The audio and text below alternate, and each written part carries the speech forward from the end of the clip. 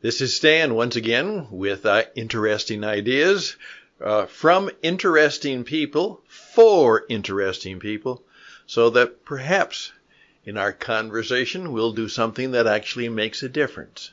As I often say, in one of the books that I wrote, having a conversation that counts. And today I'm going to copy from somebody who has the same kind of haircut that I do. His name is Dr. Wayne Dyer, and he passed away in 2015, and he has contributed a great deal to our understanding of what we are all about, and that's the human condition. And my friend Sherry, who's a colleague here at What It Takes Radio, said, Stan, I wanted to share this with you, and it's called A Conversation in the Womb, a parable of life after delivery. That's what we're going to do. The program begins right now.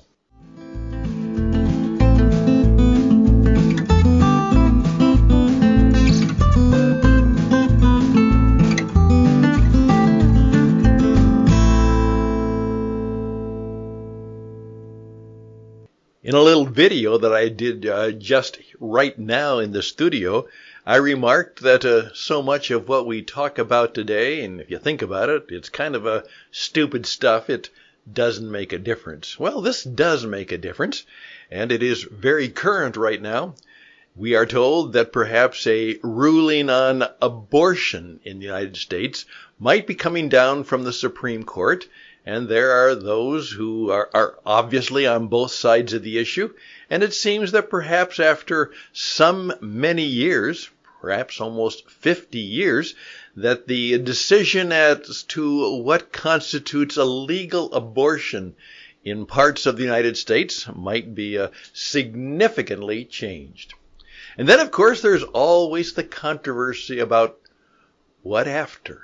When life ends, is there life after death? It seems that Dr. Dyer, and he was a smart guy, and a smart man, and I think a good man. Put all of those together. It was called A Conversation in the Womb, a parable of life after delivery. In a mother's womb were two babies. One asked the other, "Do you believe in life after delivery?" The other replied, "Why, of course. There has to be something after delivery. Maybe we are here to prepare ourselves for what will be later." "Nonsense," said the first. "There is no life after delivery. What kind of life would that be?" Well, the second said, "Well, I don't know, but there will be more light than here, for sure. Hey, maybe we will walk with our legs and eat from our mouths. Maybe we will have other senses that we can't understand now." The first replied, "That's absurd. Walking is impossible. And eating with our mouths? Ridiculous. The umbilical cord supplies all the nutrition and everything we need. But the umbilical cord is so short. Life after delivery is to be logically excluded."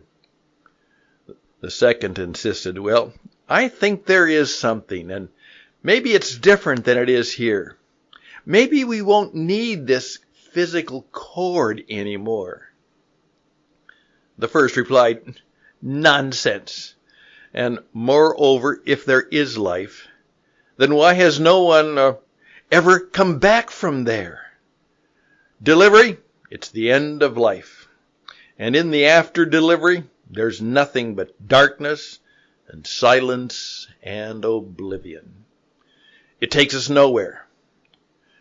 "Well, I don't know," said the second, "but certainly we will meet Mother, and she will take care of us." The first replied, "Mother? You actually believe in Mother? That's laughable. If Mother exists, then where is she now?" The second said, "Well, she's all around us. We are surrounded by her. We are of her. It is in her that we live.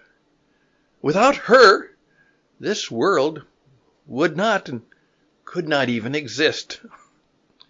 Said the first, well, I don't see her, so it is only logical that she doesn't exist.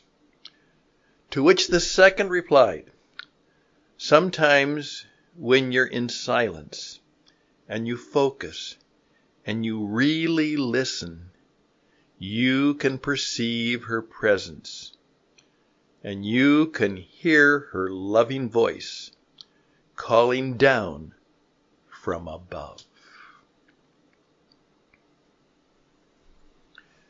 Well, please let that perhaps, as I say, kind of sit on your head, perhaps stir your mind, move your spirit, and touch your heart.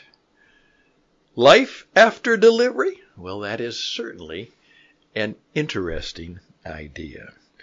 I'm Stan Houston, and the program is just that, a time for you and me and for those of us who care to share things of interest and, even more important, things that matter.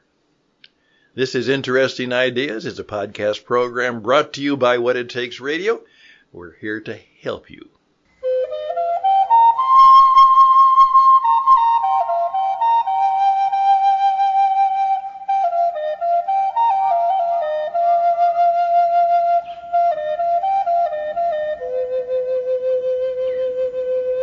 And we are just that, here to help you. What It Takes Radio is a brand new discovery because we discovered it together. My colleague Sherry Monahan and I. She's an author, a writer, and has wonderful books. And she just came out with a new Tombstone cookbook. Sherry is a food person, a foodie, as they would say, but she loves history and she loves food. And she loves the stories of the West. And she was able to put all of those three things together and not have a career, but to have a life that makes a difference. And she has just come out. I think it's today or tomorrow. And it's about, once again, a Tombstone cookbook, a new edition in which she actually goes back into history, that famous town that wouldn't die, Tombstone, Arizona, the OK Corral. It's one of those situations where a town became famous for a long time because of a 37-second gunfight that took place one day in October. Well, she has put that together, and she kind of shared this with me, and we are in the business now of helping you. I'm the radio guy. I'm the presenter. I have almost a half century of experience around the world in radio, and in particularly the podcast radio, which you are hearing right now, because this means that we have taken radio away from some of the arrogant professionals and the arrogant corporate headquarters types and said, now you, too, can be on the radio. You can share your wisdom, your insight, your truth, your sense of humor, the things that matter to you, and you can share them around the world. We'll show you how. Just go to our web stage, and please remember it's a stage, not just a website. We perform right there, and you can see what we are, and see what we do, and perhaps see how good we might even be. So it's witradio.net, witradio.net. I am determined in 22 to get you on the radio. Well, may I just comment briefly on the story that Sherry shared with me, the story that we just read to you by Dr. Wayne Dyer. And as she says, it's a parable. Now, I would encourage you to go back and listen to it again. And right now, some of you are going to be saying to me, Stan, I'd like a copy of that. Well, reach out to me at stanhouston at gmail.com, stanhouston at gmail.com, and I'll be happy to try and share a copy with you. But it's a parable, which means it's a story that has meaning at different levels. And that's why it's so powerful. Is it about life? Is it about death? Is it about afterlife? Is it about the value of life? What is it about? Is it meant to challenge our contemporary and current understandings? Is it to remind us of something that we've lost that we must regain? It is, as Jesus said, I will tell you a story, and please listen carefully, and then see what it means to each and every one of you. And then remember to let it sit on your head and to let it sink into your heart.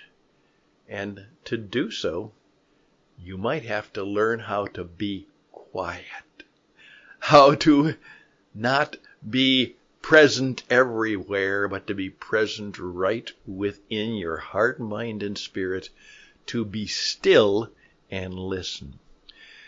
Now, we're going to teach you how to do just exactly that. I oftentimes tell people, hey, storytelling, parable presenting is the only effective means of communication because it can cause a conversation. And it can move not only our minds, but indeed our spirits, and then touch the innermost parts of our being. That word that the Bible and many pieces of poetry and literature throughout the world have called the heart. And you know, we've discovered that might not just be a figure of speech. The very heart muscle itself may have some of the qualities that are important and vital to what we call you gotta have heart.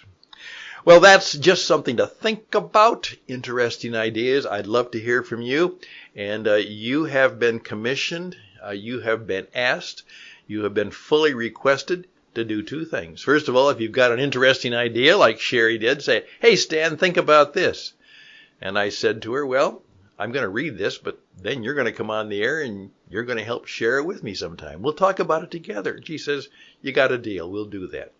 And it's also a time where you need, in the 22 year, you have to understand that as we come out of the COVID crisis, life and business will change profoundly, and you need to know how to reach your audience. Someone said, but this isn't for everybody. It's for everybody, because everybody who wants to make a living today has to have an audience. Somebody who will listen to them, somebody who will hire them, somebody who will care for them, somebody who will follow them, someone believe them. You have to have an audience, and we are very good at helping you reach your audience. So again, check us out at witradio.net.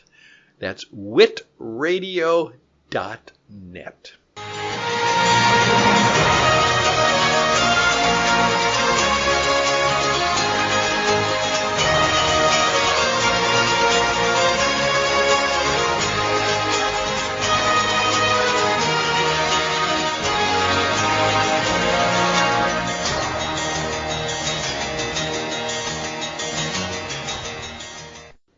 And we sign off and say thank you for coming. Thank you for being part of our program. And we'll be back. We've got more things to talk about. And one of the things I'd like to talk about is a line that hit me from a movie. And it touched my heart deeply. And I'd like to share it with you in our next broadcast. And it was from the movie The Magnificent Seven. Some of you may have heard of that classic movie. And the line was this: please remember me as I was. Did you get that? Remember me as I was. What does that mean? Maybe it's sad. Maybe it's happy. Maybe it's good. Maybe it's reality. Well, we'll be talking about that on the next program of Interesting Ideas, and maybe you'd like to say, Stan, I'd like to be a part of that conversation. Give me a call, and we'll talk about that together. I would love for you to do that. So again, you can do stanhouston@gmail.com. You can do stan@witradio.net. You know, if you want to leave a message, I'll even take that. Text me or leave a message at 520-USA 520-664-7002. Leave a message, and I promise I'll get back to you. Best and blessings, and bye for now.